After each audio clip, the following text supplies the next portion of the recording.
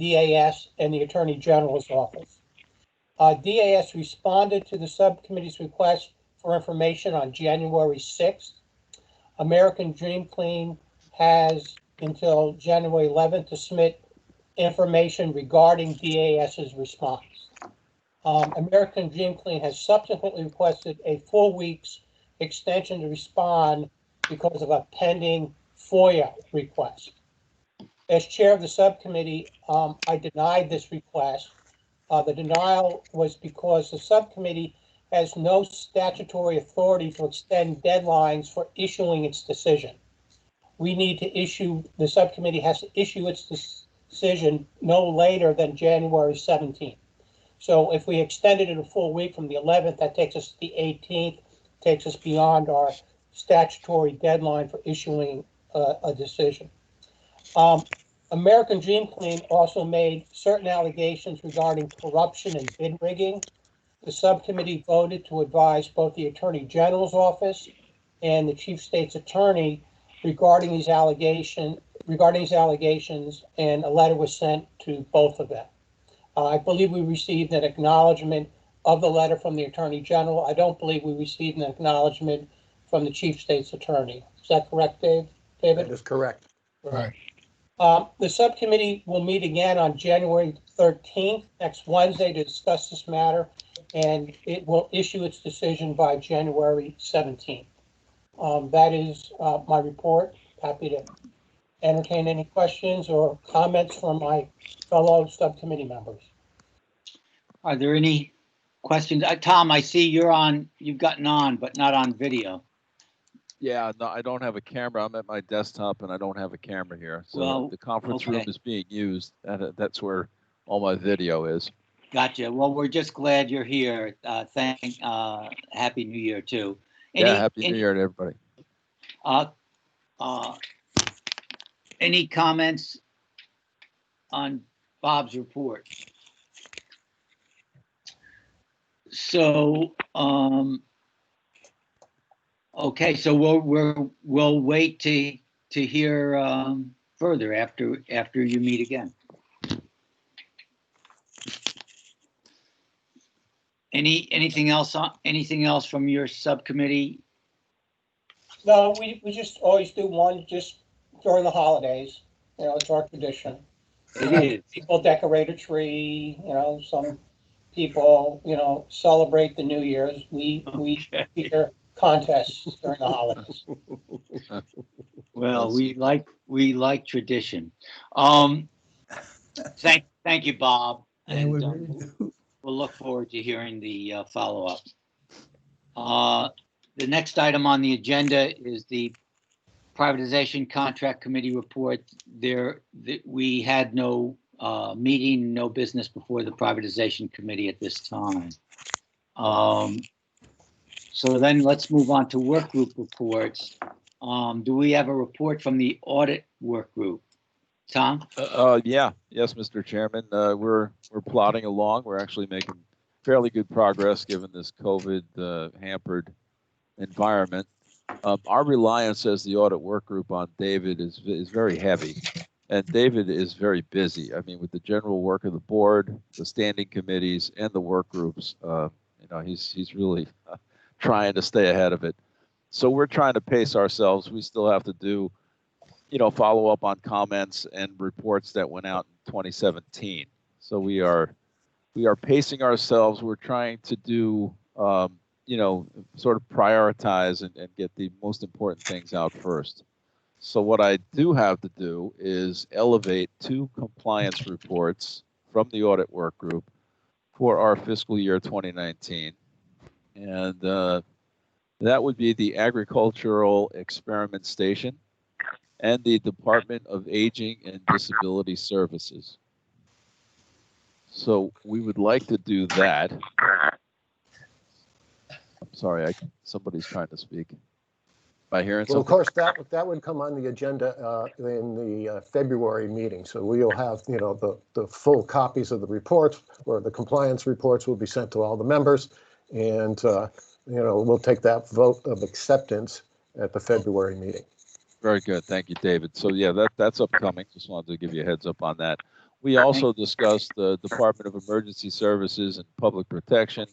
We have comments from Al on Office of Policy and Management.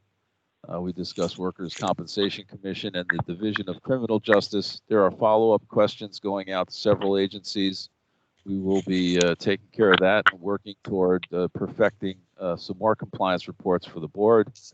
In the interim, we do see a recurring theme, Mr. Chairman, and the rest of the board. The theme is the accountability, transparency, and results-based outcome. We are continuing to get replies that people need training, they need standards, they need a policy. Everybody seems to be in the dark on the accountability, transparency, and results-based outcome section of our questionnaire.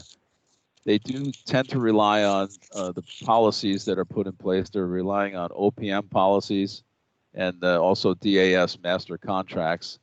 And we do find that on the master contracts, we have to make a little deeper dive into some of their reporting. So I would suggest, and I think the work group as a whole would like the board to have a look at a standard for accountability, transparency, and results-based outcome so that we can at least set a blueprint for all the agencies in the state to start to form policy on that particular issue. And I'm gonna elevate that and raise that issue to the board. It's something to think about. I don't think, Larry, that it's something you need to work on right away, or we need as a board to work on right away. I think we have a lot on our plate, but I just wanted to bring that up because it did come up in our meeting this morning. Let me just, Tom, ask you a question on that. Or David or other board members, do we think there are some agencies that have currently a best practice for our state on that? Yeah, we do. The Office of Early Childhood.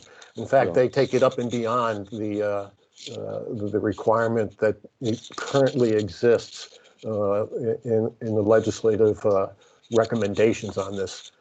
This was a project that was taken up by the legislature, never really completed, but there is, some national benchmarking for that, which we're looking at, Jolena and I, as the number 2 regulation to move forward on.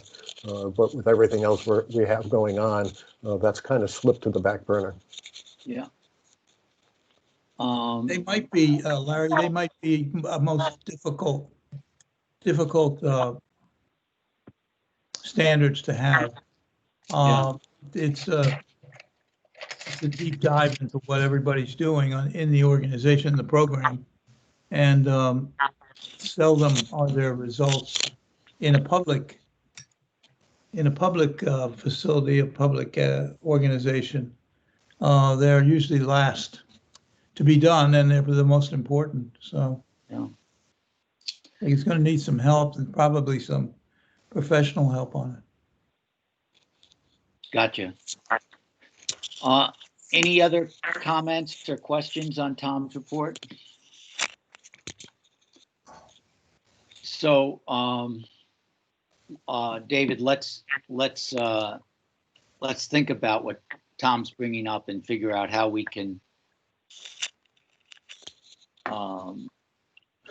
agenda this at some point to move forward on it. I know we're going to talk about this later too. The board has an increasing amount of business that's coming before us, and we're going to have to figure out how to prioritize our time.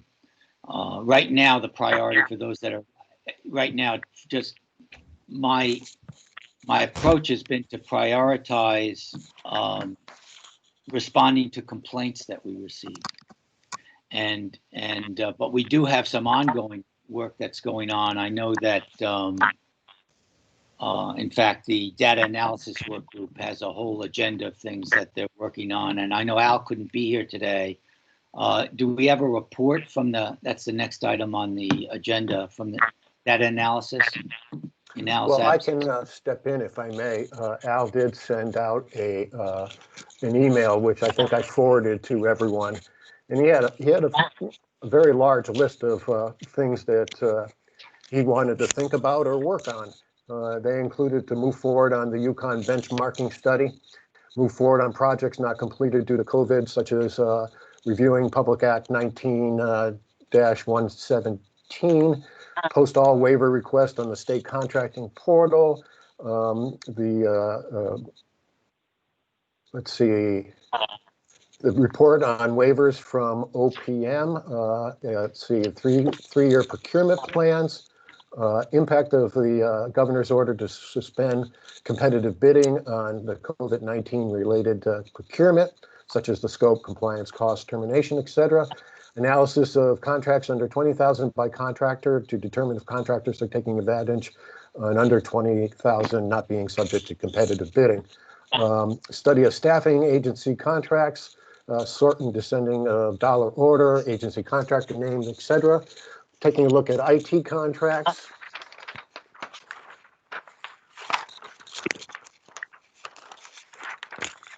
The aging of contracts, number of years, including renewals, following up on auditor findings of contractor refusing to allow access to data, contracts that were the contractor selected and the prices negotiated, significant contracts not included in OPM's annual PSA report to the legislature, such as Anthem and United Healthcare / Oxford. Where do design and build projects get listed? And then other current issues also, should we do a competitive bidding study on all quasi-government agencies of the state? And the January 3rd article in the Current about the governor hiring a public relations consultant with non-competitive bidding for $250,000. So he put quite a list together of things he'd like that data analysis work group to tackle. You want to hire McKinsey? Well, you'll have to do with me. Yeah, I mean, it's a pretty good agenda of all things.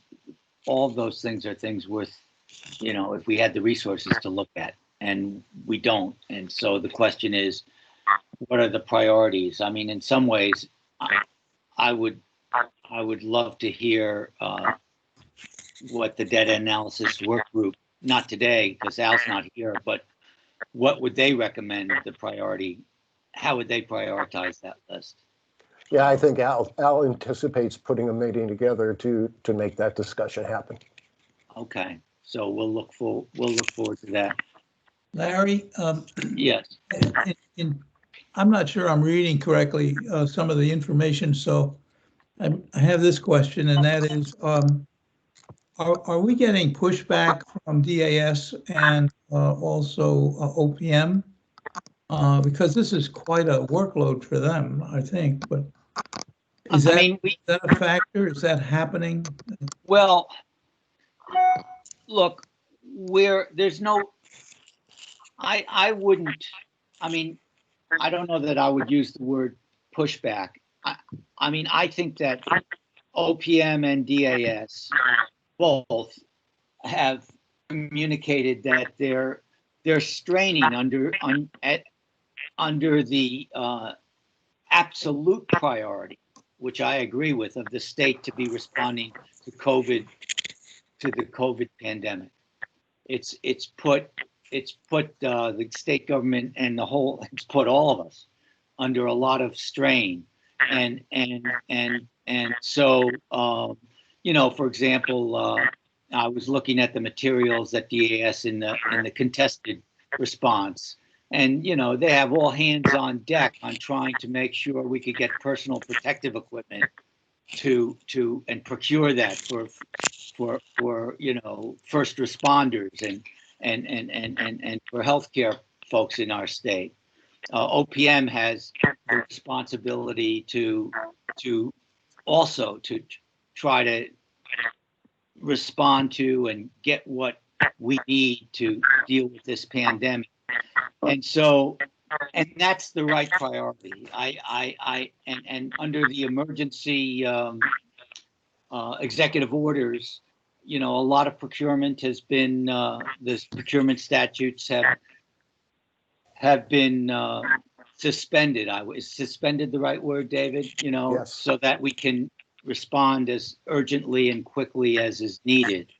And so, we got some, I think we got a little pushback on our request on the data that we wanted from OPM. Yeah, that's the part I was asking about. Yeah, I mean, and when we passed that motion, we said, look, if there's someone that can do this easily because they know how to use their system, Right. please do.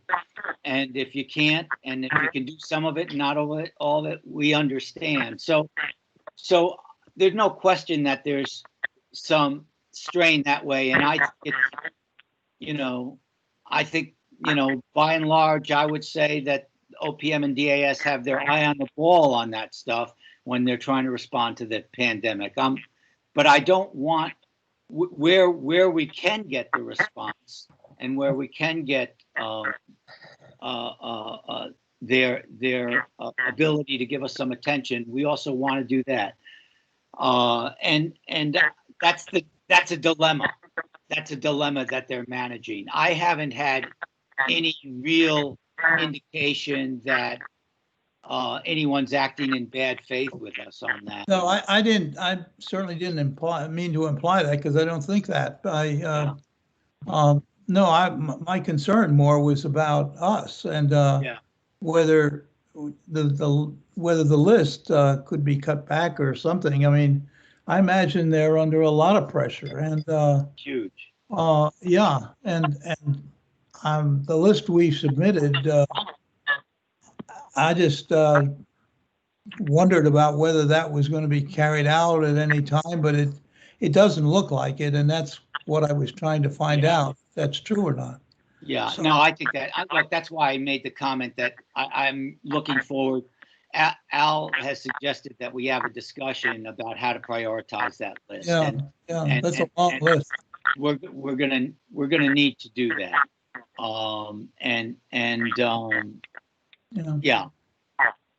Yeah, great. Thanks.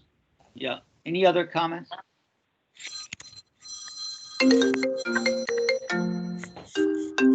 Someone's got a call. Okay. Yeah.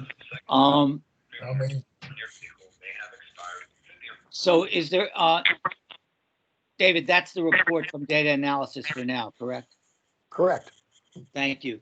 So the next thing on the agenda is the discussion with the OPM procurement policy coordinator. We had asked that they come and speak, that this person come and speak to our board.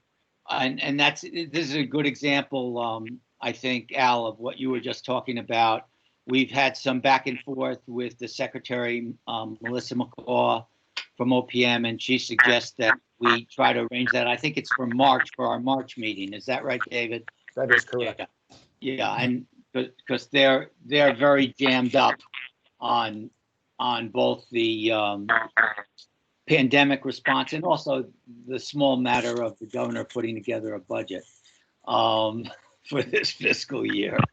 But our expectation, Stu, I know you had made this request. Our expectation is that Julia Fussfield will be able to join us for a March meeting. Any other comments on that issue? We'll look forward to that. The whole idea is to really try to have a better understanding, since OPM's a major player in procurement, what their priorities are, what they're trying to get done, etc. And so we'll look forward to hearing from them. The next thing on the agenda is the complaint concerning the Connecticut Port Authority.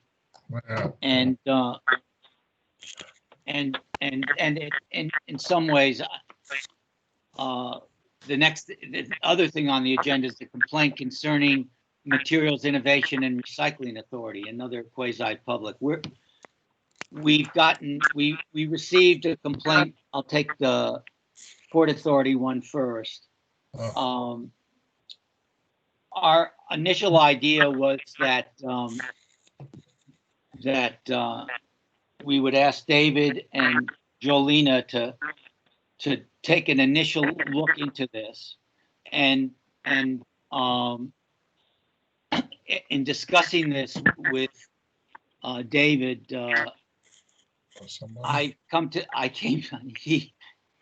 there's an immense amount of material to be digested here, and so I think that I'd like to propose to the board that to actually accelerate our ability to wrap our head around this, I'd like to have some board members step forward and doing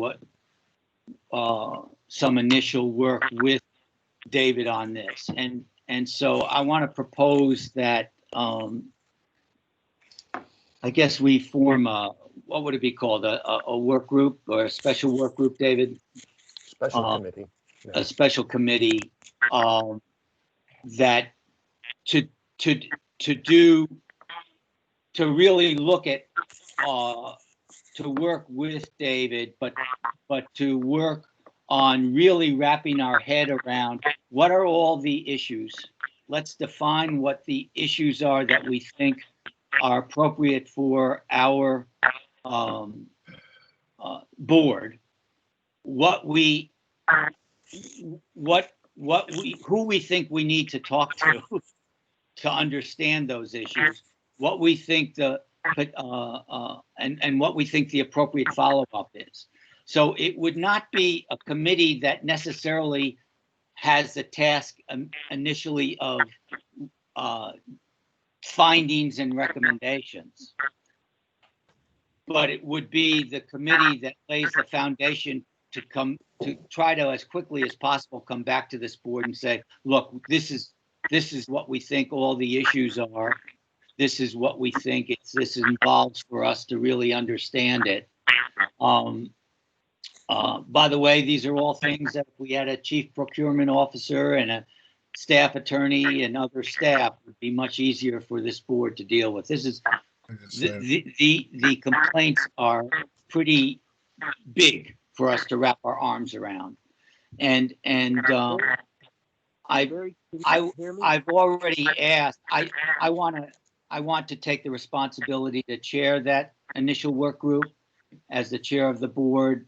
I've initially asked Lauren whether she would be willing to work on this, and I asked Bruce if he would be willing to work on it. They both said yes, unless they've changed their mind in the last 2 days. But I would also open it up to. I wanted to make sure that we had a couple of board members that would say yes, but I would certainly invite any board member that wants to participate. What we have to do the work is we have to ask David to circulate to the people on this committee that'll be on this work group all the materials that we have, and then I would anticipate that we try to put together a Zoom call or Microsoft Teams call, whatever the software is. Mr. Chairman? Give Dave that we try to get those materials around to who's ever on this committee, give us a couple of days to read it, and sometime next week assemble a call for us to begin to have that discussion. My hope would be that we could understand the breadth of it and what we have and what it looks like the work is for us to wrap our head around it pretty quickly. And my goal would be to have a report back to this board on that at our next board meeting.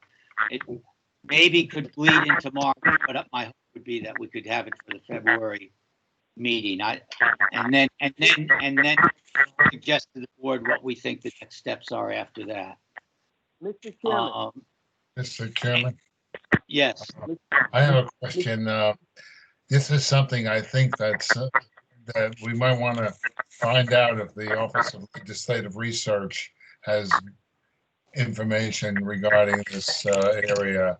This is something a legislator might request that they look at. They certainly have a lot more resources, I think, in terms of not so much, we have very bright people on this board, but they may have studied this or had a lot of stuff in their file regarding it. And, we may be going over things that they already put together.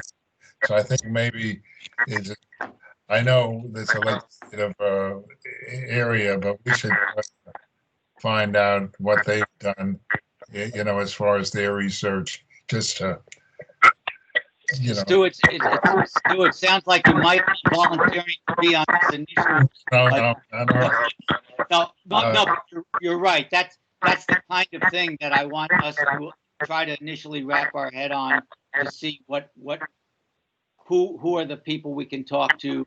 That's what you're raising is an example of that. Lauren? Laura.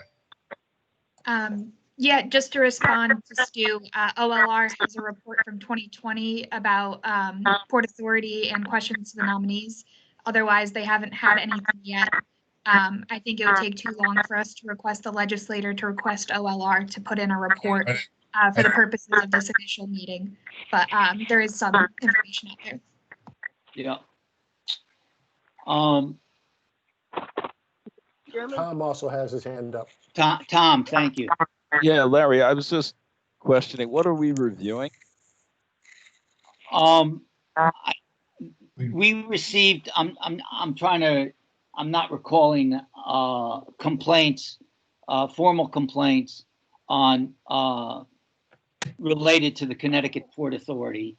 And we had an initial, we had gotten the complaints prior to our December board meeting.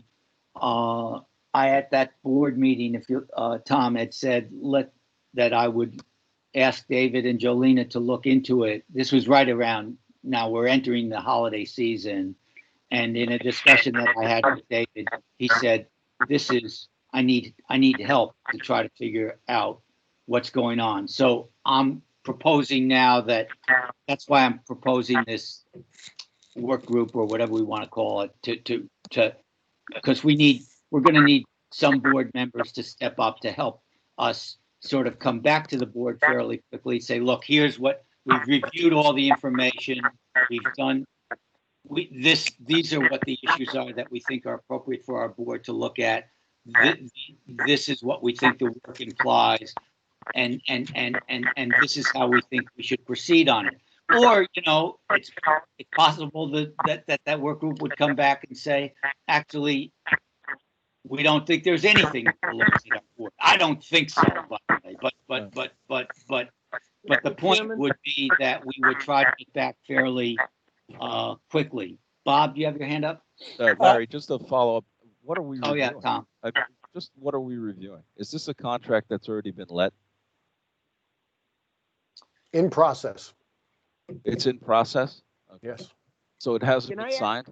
I think it's all the above, Tom. It's all what? It's all of the above. I think some of these things may be, that's the kind of thing we have to look at and understand.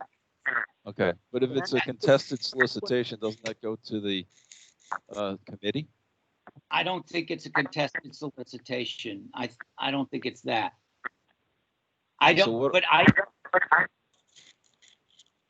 Tom, you're raising the questions that we're hoping this small group will be able to answer to this group. Normally we would have those answers before we set a committee up. I'm saying we need a committee to figure out what this board should be looking at, if anything. Could I have a point of clarification? Sal Luciano. Oh, Hey, sorry, Sal. it is. So, hey, So is the complaint about the Port Authority or the offshore energy or what? Sal, you're asking good questions, and the answer is maybe some or all of the above. Because a lot of the offshore stuff was legislated. I know there's an allegation that I somehow was negotiating this thing, but the offshore piece was negotiated, I believe, with the legislature. It was for a certain megawattage, and it included things like community development. So there were additional pieces to it that actually may make it cost a little more, but it was intended to guarantee certain things for the community, so that you didn't have all of the workers weren't from somewhere else, not paying taxes, et cetera, et cetera. You know, the attempt was to make sure that there were sustainable jobs, that members of the community were involved. So that's that. And then the Port Authority, they're set up by their own rules under the legislation as a quasi. So I'm not exactly sure what the hell the complaint is. Well, I understand. It's complicated, and my hope would be that this work group that we're setting up could wrap its arms around all this, and we could come back to the board. My goal would be that we come back to the board next month, and I'm saying it might bleed into March, but I'm hoping we could come back next month and say to the board, okay, Sal, here's the answer to your question. This is what we think this board needs to take a look at, and this is who we need to talk to. Normally, I would volunteer to help, but since I'm somehow named, I think ethically I shouldn't be on this committee for that reason. I got it. I mean, that's why I initially spoke with Lauren and Bruce to make sure that, and they've already volunteered. I'd invite any other. I don't think we need to make this the full board. I want us to work quickly, but I don't want to exclude anybody that is looking for things to do for the next month.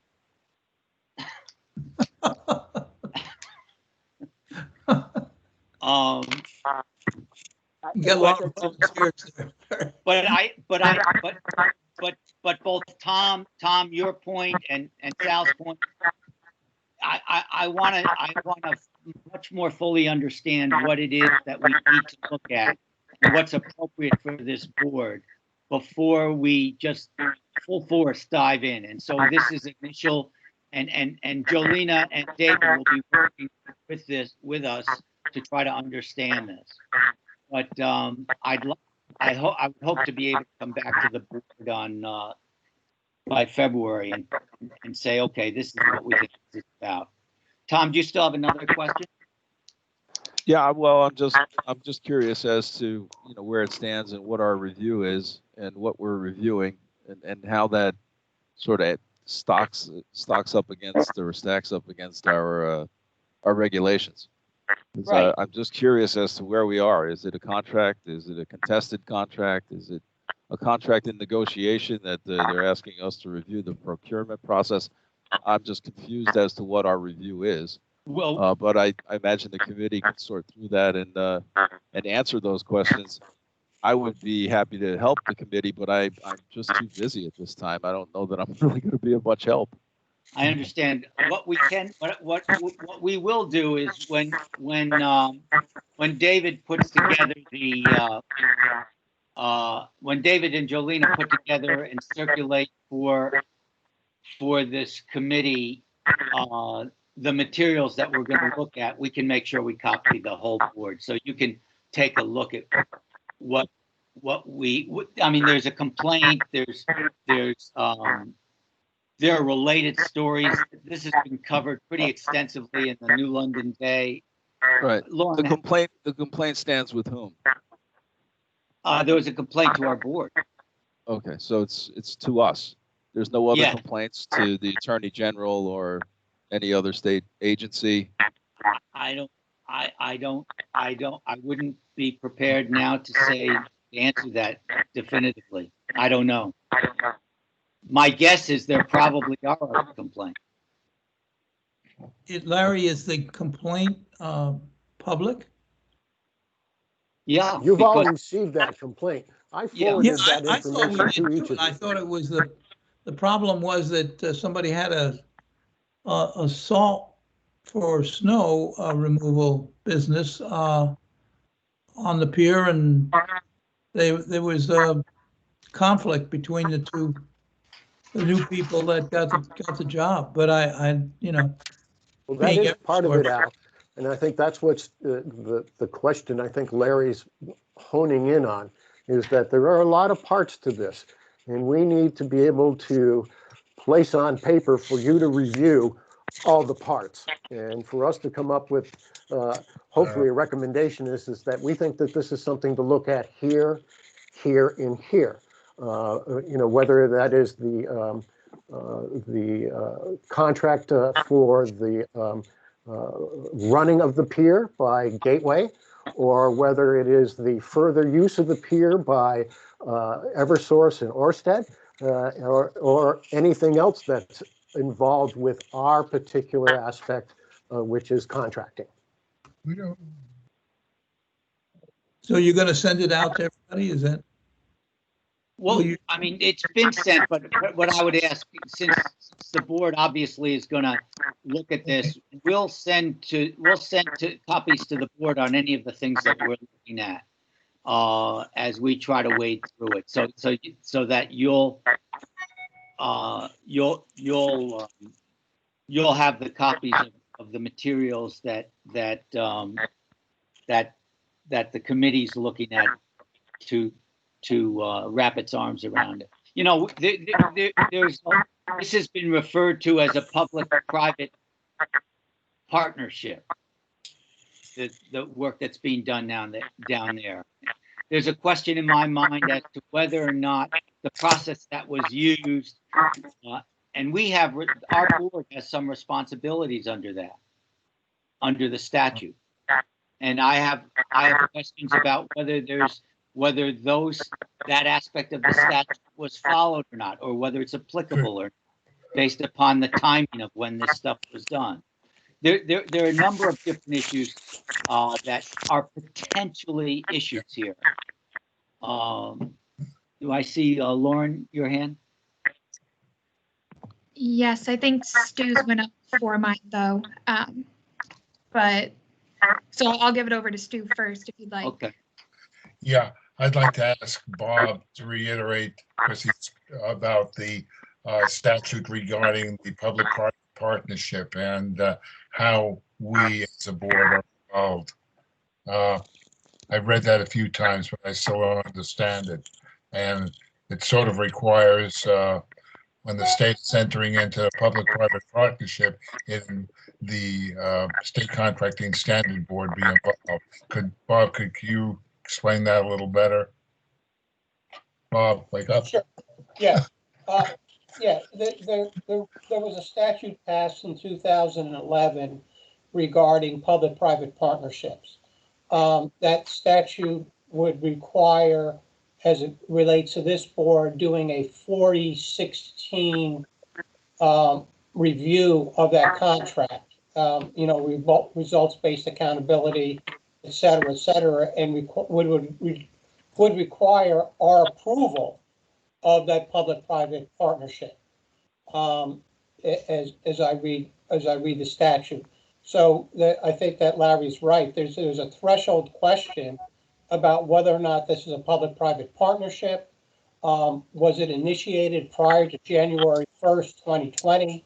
There's a lot of these kind of threshold issues that need to be answered by this esteemed subcommittee.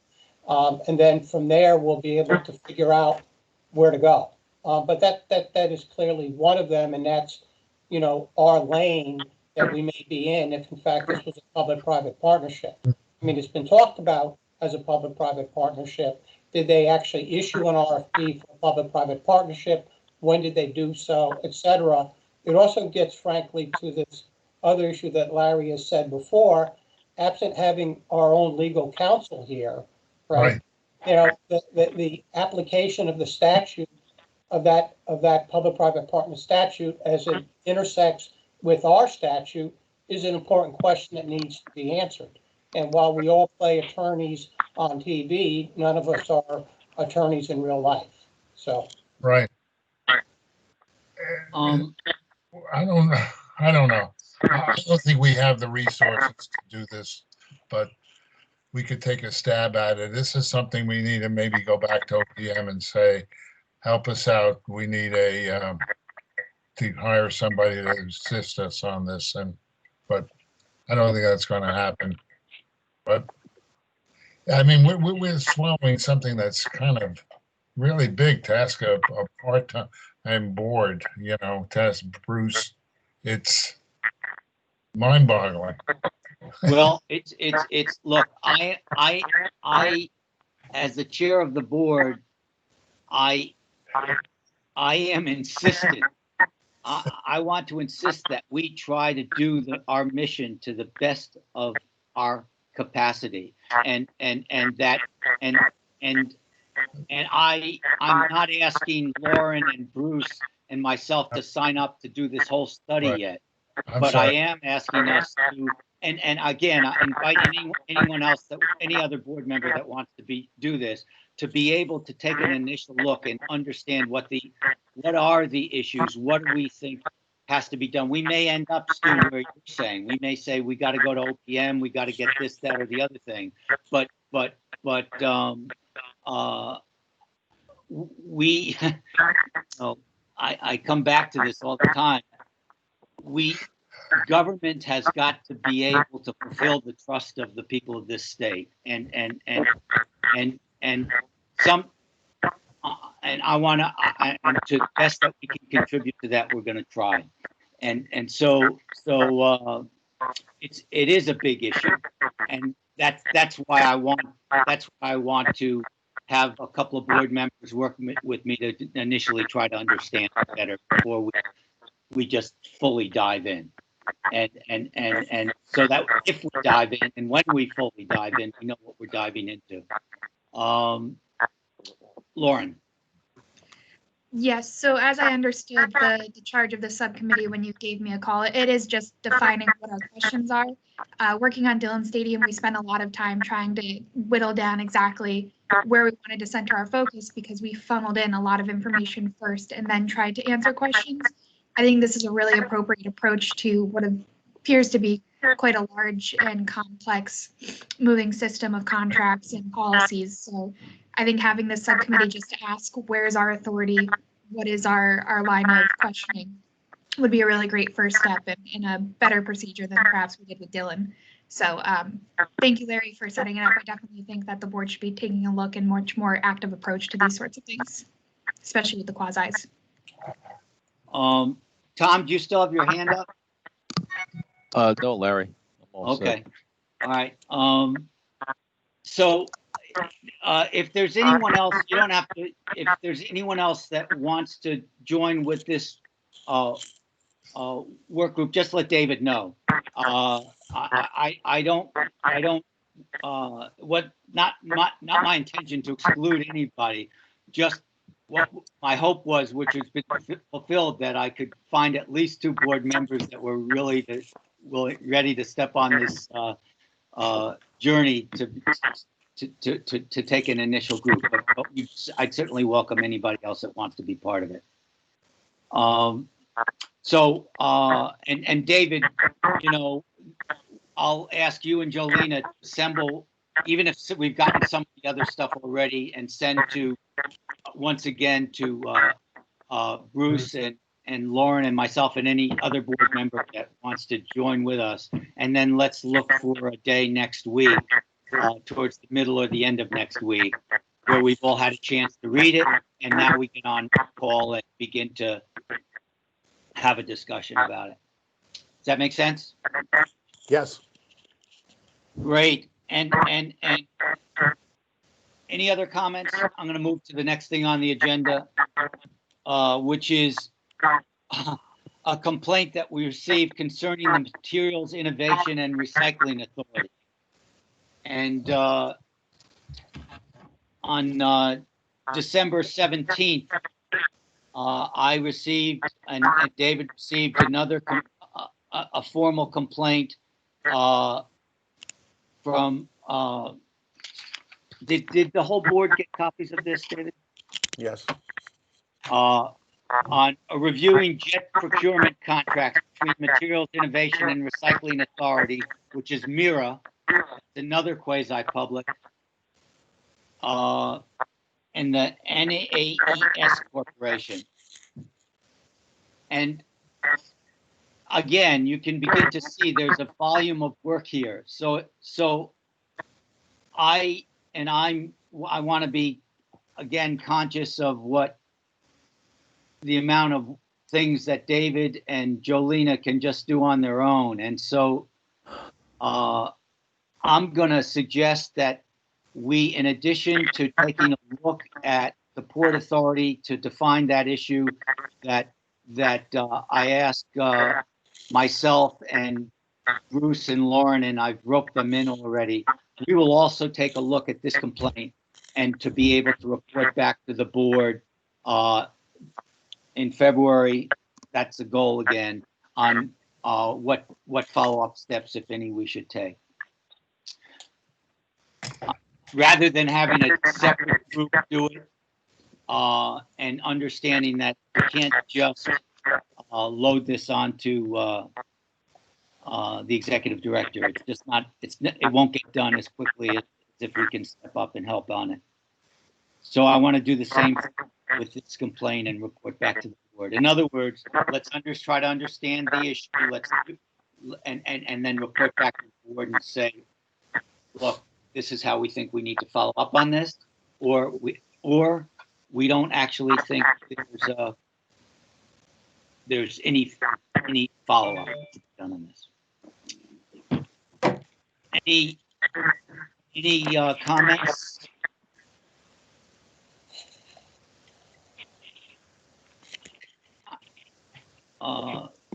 Okay, so Bruce, Lauren, you're okay with that? We're heading to our workload on this.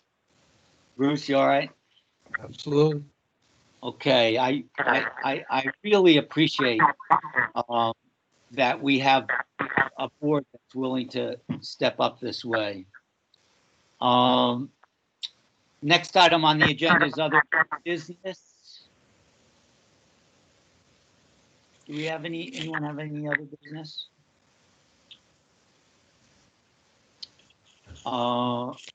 Then the next item on the agenda is public comment. David, I'll ask you to help manage this part. Is there any public comment? Alyssa Peterson's on the line. I'd like to comment, but if there are others that would want to comment before me about the Port Authority and Mira, I'll defer and wait. There is Mr. Blacker raised his hand, Mr. Chairman. Okay, let's go with Mr. Blacker first. Can you guys hear me okay? We can. Okay. So I'd like to start by answering a question that came up from Salvatore Luciano of what the hell the complaint is, in his words. To simplify the complaint into about one sentence, my complaint is that the Connecticut Port Authority's RFP process that resulted in Gateway being chosen as an operator of state pier was dishonest and needs to be reviewed. So that's the answer to that question. Thomas, I didn't catch his first name, but a board member, Thomas, asked a question whether the Attorney General or a complaint had been made to any other agencies. The Attorney General has received many complaints. The Department of Justice Antitrust Division has received complaints and assigned a trial attorney.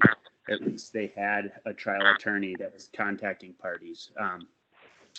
There are other agencies looking into it. And I'll give you guys basically this, or I'll tell you guys the same thing that that I told the FBI the last time I spoke to them in regards to the Port Authority, and they have spoken to quite a few parties involved there, that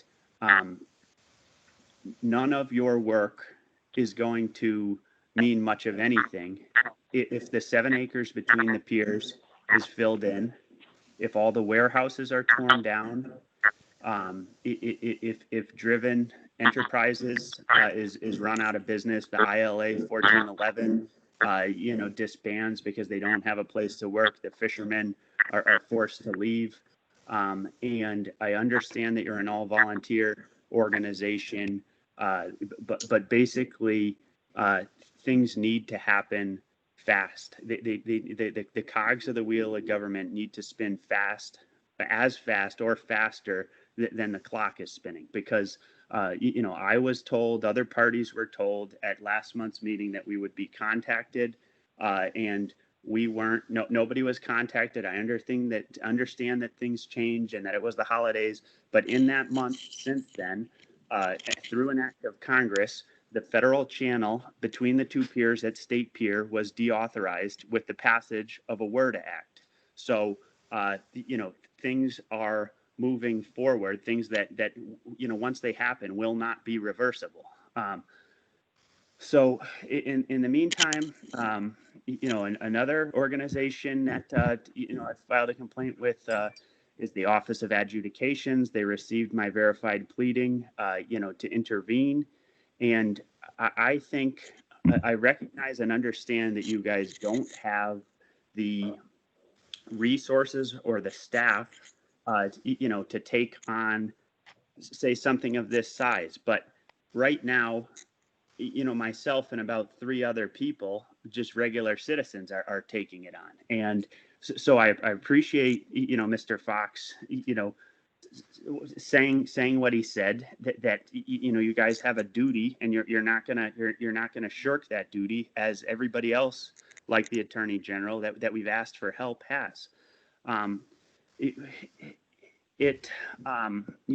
As far as I understand it, you guys are the only watchdog, and without recognizing that you don't have enough staff, that you don't have enough money, that your workload is too heavy, and also recognizing that everybody in the state is trying to figure out how to rein in the quasi-public agencies. I think that the legislature needs to pass a law that allows the legislator to require any deal which the legislature deems in need of review to be reviewed at the expense of that quasi public. There needs to be a mechanism put in place so that, if something that doesn't seem right is happening, there's a funding mechanism to get your organization, the money, the staff that it needs to review it. I think that the law should also allow for, a review to be triggered by a 10,000 signature petition. I guess the last thing that I'm going to say is that dishonest and incompetent people and organizations cannot be allowed to lead our state or our country, for that matter. And we really have a duty to hold the government accountable. So I thank you guys for bringing it up at the meeting today.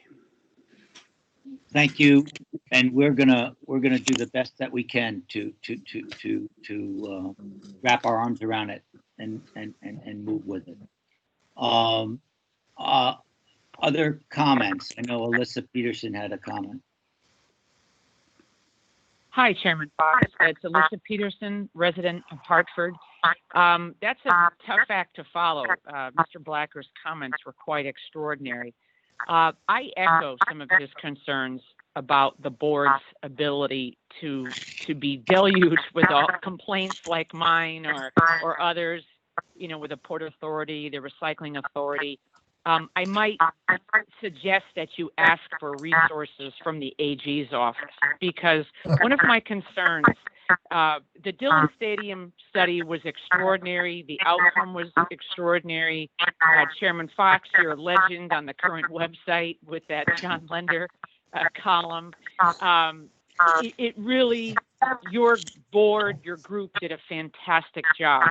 What the deficiency I found was there might have been elements of criminality, and I think that you need some kind of attorney or some kind of resource on your board or accessed by your board to be able to say when these complaints come in about these quasi-publics. Because the problem is they're operating in a lot in secret and a lot behind closed doors that we can't get to. If you think about CERTA, the public's not even allowed to speak at the meeting and flag some behavior that we might see as a problem. So with the Dillon example, there was possibly a level of criminality that wasn't addressed, in which I'm going to address now in a different means with another venue. But I think you would have benefited from that kind of review, is what is civil, what is violative of statutory, and what is something that's possibly criminal that's going on here. Because I think one of the common elements of what happened with Dillon Stadium, what's happened with the Port Authority or with Mira, is that there are actors behind the scenes that need to be looked at, and there isn't enough time to address what these possible actors are doing. As an example, in Bridgeport, they had to bring in the FBI to look at the chief of police and the head of human resources.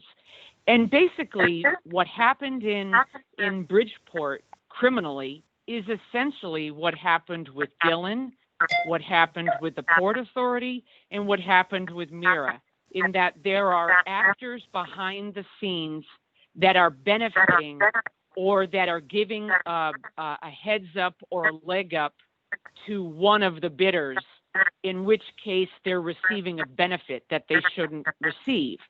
So in the example of Dillon, there were city officials, just like there were in Bridgeport, that intervened to help benefit one of the bidders.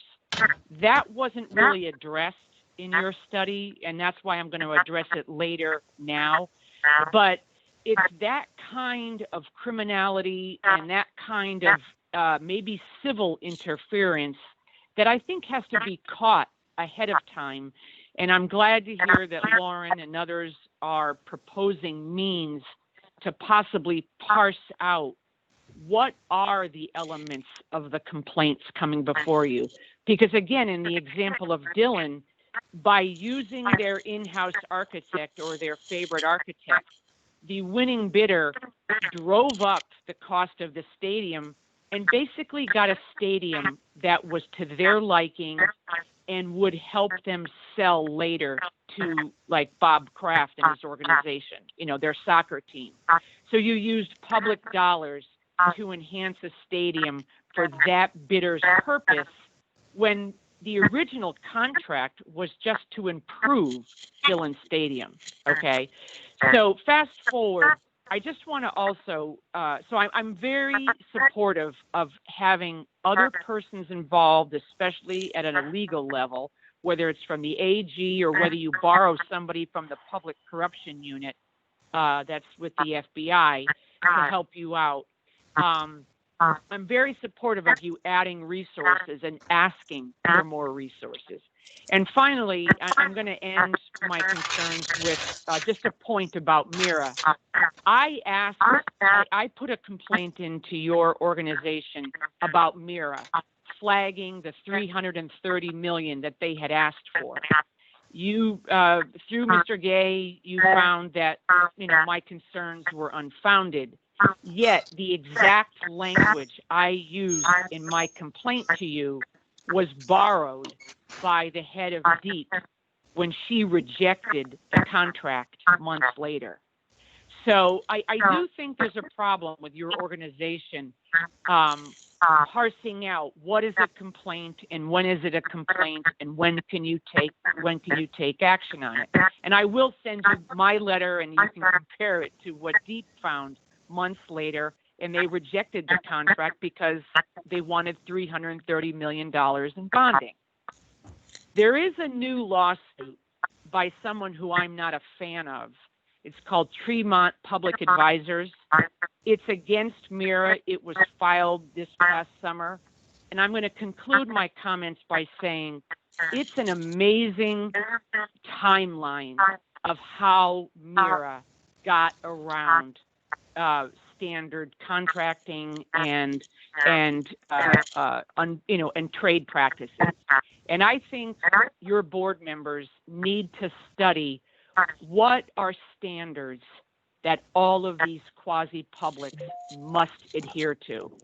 And you need to publish them, and otherwise you're going to continue getting these quasi-publics going around statute, and you will continue this Ferris wheel or conduit of complaints to you if you don't put something to end it. So I know it's long-winded. I know I'll follow up these comments with something in writing. I so appreciate all of the work that you do, but there are so many red flags being raised here, with these authorities. And I just think that you need extra resources and you need to ask for them quickly, or otherwise the whole purpose for what you were set up for will go for naught, as Mr. Blacker identified. Thank you so much for listening, and thank you so much for what your board does and your staff does. Thank you for your comments. Are there any other public comments?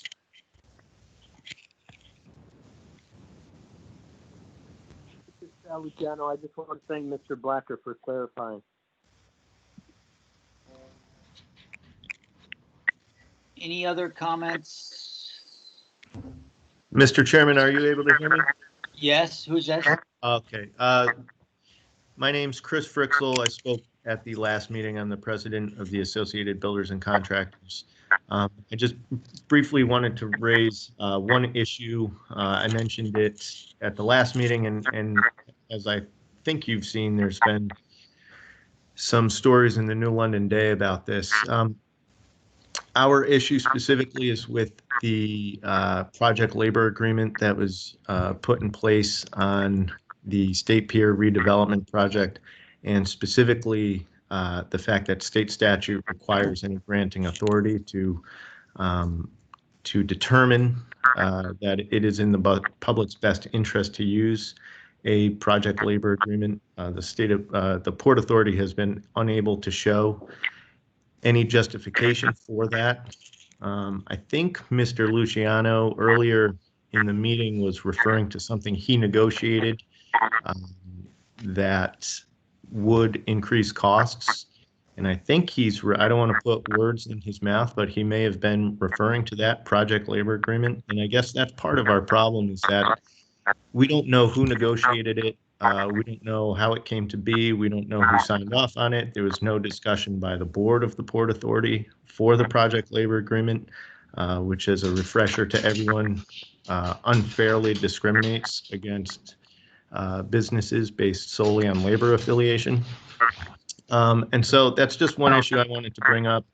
And I mentioned that I am available to discuss further. Mr. Guay and I have exchanged a couple of emails, so he does have my contact information.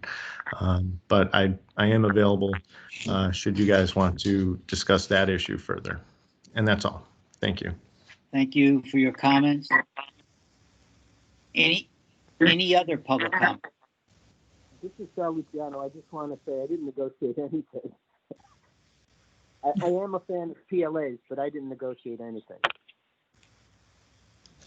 Okay, I apologize. I thought you mentioned that earlier in the meeting, so I apologize if I was incorrect. I talked about PLAs and I talked about the development, which is to make sure that there are people that are hired in the community where the project's being built and how that benefits the community.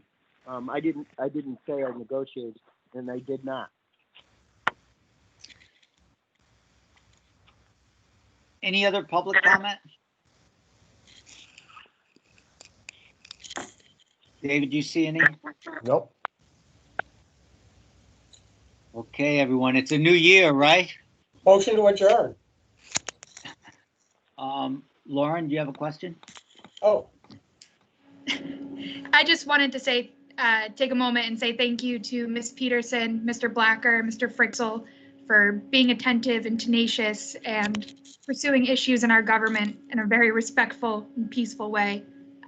Given everything going on in our country right now, it's great to see that all of us here are taking a moment to honor our democracy and our government in the appropriate pathways. So thank you for showing up, as well as everyone else who's dialed into this meeting today.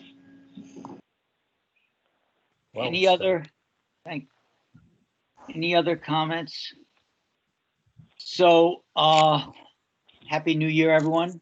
Who I'll seconded that motion? Motion to adjourn. Or to have a happy new year. I'll second Bob's motion. Okay, all those in favor signify by saying aye. Aye. All Aye. right. Anyone opposed? Okay, everybody, we'll see you next month. Take care now. Thank All you. right. Take Thank care. Thank you.